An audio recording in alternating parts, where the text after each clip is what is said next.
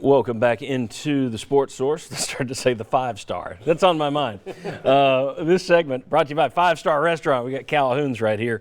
We're almost to March, and that means tournament action. You'll be wanting to watch the SEC and NCAA tournaments with friends. So by all means, pick up a Feed 5 family pack or a Feed 10 family pack. They're party platters to go. You can do all of that. Get in touch with Calhoun. Start planning your viewer party now, and you will be the hit if you bring Calhoun's in there. The taste of Tennessee, Calhoun's. All right? And we bring in Chuck Cavaleras down here on the other end of the table from me. Welcome, Chuck. Good to have you back. Thank you, sir. Good to be here. Let's take a look at Tennessee's remaining schedule very quickly here. 4 games left. All right, at Arkansas. Now, you clean their clocks here, but this is a Tennessee team that's 3-6 in true road games. Florida, at Kentucky. Then you get, unfortunately for Rick Barnes, this is the year you got Auburn twice. So you get Bruce Pearl a second time. Tennessee 15-12 overall. You see their SEC record. They were 65 in the NCAA's net rankings yesterday, before that game, so they're probably lower than that now. Guys, I look at that schedule. I didn't think Tennessee would go 6-0 in football, but they did. I don't think Tennessee's going to finish 0-6 in basketball, but it's possible. They just lost a game. These are your last 4 regular season games. Then you got an SEC tournament game. 0-4 to me, and that if you made me pick 4-0 or 0-4, I'm going to think they're closer to 0-4. I don't think they'll do it. But it's certainly possible on the table the way this team is playing. Your thoughts on that remaining schedule and where Tennessee is right now? Chuck, we'll start with you. Well, I mean, we've talked all season long about how the season gets tougher at this time of year. I mean, and like Jimmy said, you had a chance to get a really big win to save your season yesterday. I mean, if you say 0-4 or 4-0, your chances of going to Arkansas and winning, that's one of the toughest environments. At Kentucky, we know what happens in Rupp. So Florida maybe here is your better chance. So I don't think it would be 0-4, but I surely wouldn't pick 4-0. I look at that and I see best case scenario 3-1, but because you got 2 home games in Arkansas, it's not that good. But 0-4 is definitely possible. I wonder when Auburn comes here, are they going to have Isaac Okoro back from injury? They didn't have him yesterday. That'll make a difference. But yeah, no way. I don't think anybody would say 4-0. What's so interesting about that, what that 18-0 run does to you, right? Because that 18-0 run, if we solve that and we end up winning that basketball game, you're saying we just dominate Arkansas so we can beat them. We can beat Florida at home because we always beat Florida at home.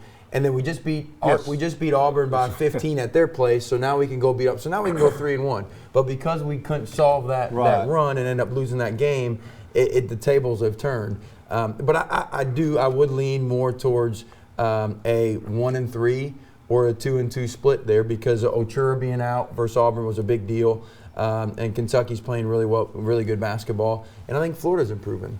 All right, I thought this was interesting.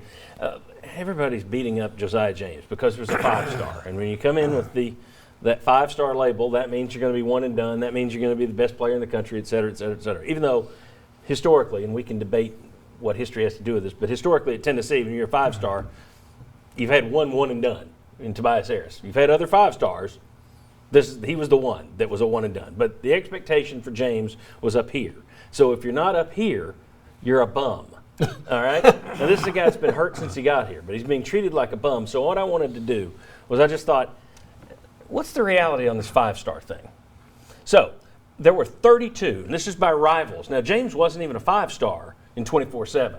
And I think he'd still be catching heat, but not like he is if people just went by 24/7 where he was a 4-star. Right. And anyway, there were 32 of these 5-stars across the country this year. So I looked up the numbers for all 32 yesterday. Let's take a look at where Josiah James stacks up.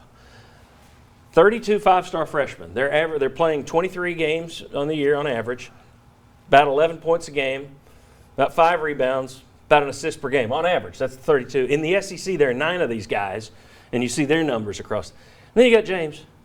He's played 22 games, so he's right there. 7.5. So he's 1 3-point shot away from the average 5-star in America. He's averaging more rebounds by a hair and a full assist per game more than those. There's your bum. There's your complete and utter dunce, your failure, he didn't live up to expectations guy. Well, the reality is he kind of did. I mean, now there are guys out of those 32, half of them are averaging double digits, half of them aren't.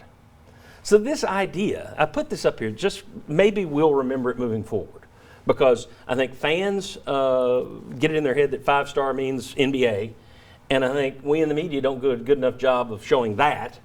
But I think the thing to remember is just because you had a 5-star, it doesn't mean, oh, well, he's going to average 20 points a game and 10 assists and 10 rebounds and go the lottery pick.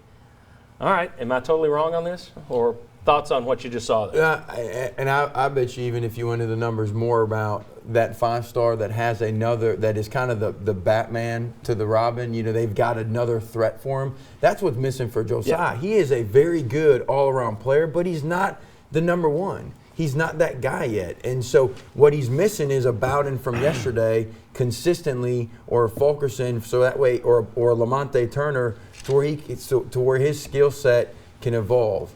Not every player is a 20-point type scorer that's going to attack the rim. That's just not Josiah. I thought that was a good graphic. You say about half of them are scoring double digits and half of them aren't. I think that's revealing. I think he's an all-around good player. I think Tennessee should be glad to have him. I think he'll get better. He had a bad game yesterday, indecisive, and I looked this morning at his stats. He shot 36 free throws all year, 36 free throws. Devontae Gaines has shot 39, and James has played 2.5 times as many minutes. So I just think that's an indication that he needs to be more aggressive. Yeah, and I just think there's just too much hype that goes with a 5-star, and he was a facilitator, right? He's not a scorer. If anything, I mean, he needs to look to score more. A little bit more. A little bit more, yeah. Yeah. But, I mean, he fits right in there with what you're saying. And then, of course, he has missed a few games recently, I think 3 in a row. So, but it's just a 5-star hype. And then plus, look at what all you lost last year. Boy, we got a 5-star coming in. At least we can count on him. If I were a recruit, I wouldn't want to be a 5-star. Yeah, I wouldn't want that because the expectations just go so high from 4-star to 5-star. The expectations just go to 12-star. Because people rate 5-star as something it's not. Yeah. They think it means NBA in 1 year, and that's not what it means, clearly. For some it does. For the majority, no. So you have to be realistic about it. I hope people took a snapshot of that and will save that graphic and remember that for the future. You got a couple of 5-stars coming in next year. Let's remember that. I was saying, temper expectations. They remember that for next year, too, when you got a couple of these guys coming in. One of them's probably going to average double digits, and one of them's probably not. Yep. And so let's not cast the other one to the side. No, That's he'll not be a being as bum. productive. It'll be a bum. And translate this to football, Harrison Bailey. 4-star to 5-star, beware. Yeah. We are way over, but anyway, I just thought there's way too much heat on Josiah James right now, considering he's playing pretty much like the other 5-stars in the country right now. All right, when we come back, we're going to take a look at Tennessee's coaching staff. They finalized some of that stuff. We got Will Overstreet joining us and a couple other guys. So come on back on the Sports Source. Get ready for the Knoxville Man Show, presented by Wave Tech, a celebration of all things man. Trucks, home brewing, wings, gadgets, hunting, and more. Don't miss this free event. Visit KnoxvilleManShow.com for details.